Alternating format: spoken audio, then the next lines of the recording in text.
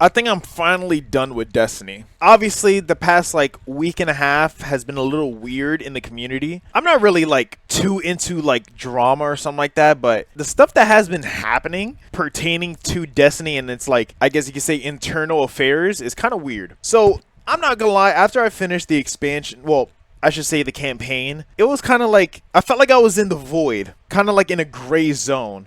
I didn't really know what else to do because once you finish the surface level content that's, quote unquote new, it's kind of still the same game. And I've been playing the same game for a while now, like I have 2,000, almost 2,000 hours, I think.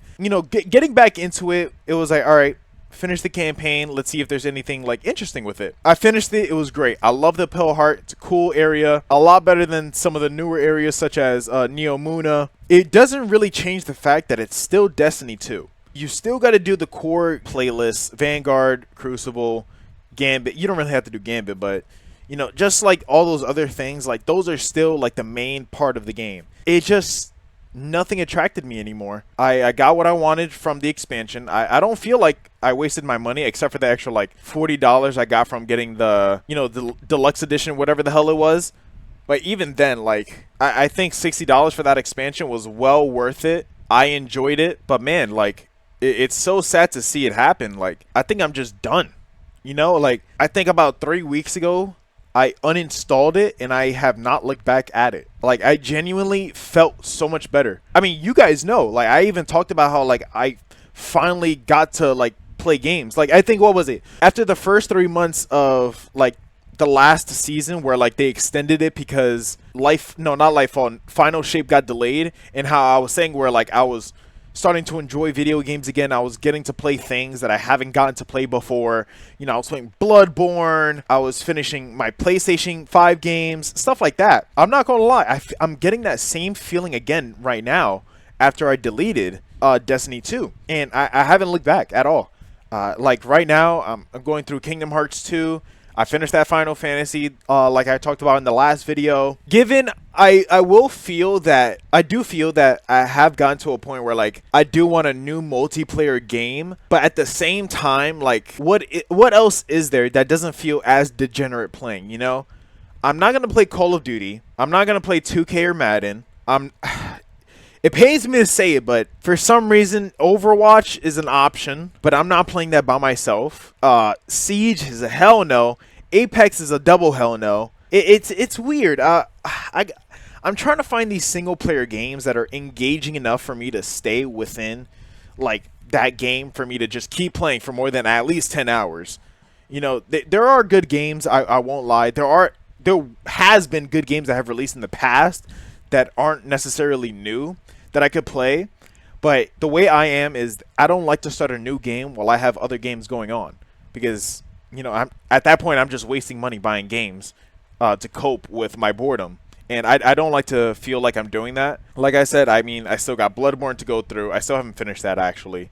I'm still going through Kingdom Hearts 2. I do plan on going to like the other Final Fantasy games and stuff like that, at least within 7 era, but man, it's just like trying to find these new games to play. It's just, I don't know, man. I'm waiting for Wukong to come out. It should come out within the next week and a half, 2 weeks, and then hopefully that'll distract me long enough for the Dragon Ball game coming out, which is, I mean, that's a multiplayer game, but it's still a fighter at the end of the day. I'm not really into fighters as much as people think I am. I know I had that Tekken video uploaded.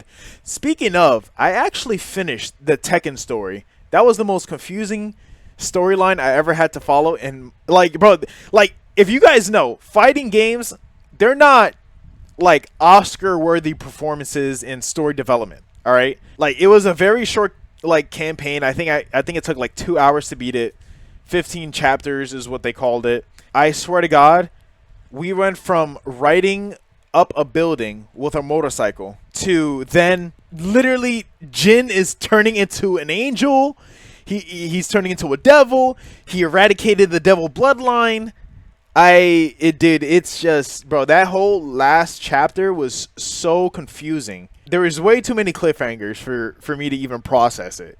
And then there's those character stories I want to go through. Bro, Azucena, I love her to death, but what the hell was her part of the story, bro? Like, I swear to God, I could have sworn she was a good person. Then all of a sudden she joined the bad guys. And then the reason why she joined the bad guys was because it was good for marketing with her coffee. And then at the end, when the whole bad guys like thing like diminished and all that, she was then a good guy. I don't know. I don't know. It was very confusing. But yeah, I mean, just some food for thought. It's weird to talk about me not playing, I guess like you could say, a live service such as Destiny anymore. I could always go back to Warframe, but I'm still on my cleanse. I did put in like an extra 300 hours into that, so I'm trying to regain my patience for it once again. There are a lot more things that I need to grind for. I got my whole list on that browser thingy that I told you about. I still got my checklist too. And I also still have the First Descendants, but it's so hard to grind by yourself in that game, especially, you know, with the boss levels like being as high as they are. Like I'm doing this Void Reactor boss right now, and it's ridiculously tanky for some reason. Like, this thing genuinely has more health than some intercept bosses that I've fought. It's weird. I've seen how they said that they're going to reduce some of the health bars on some of the reactor bosses. Thank God, because why does it need a health pool of an intercept boss when you're just doing it solo? You know, like, it's weird. Other than that, I mean, that's my thoughts as of right now. You guys like what you enjoyed? Comment, subscribe. I'll see you on the next one. Bye.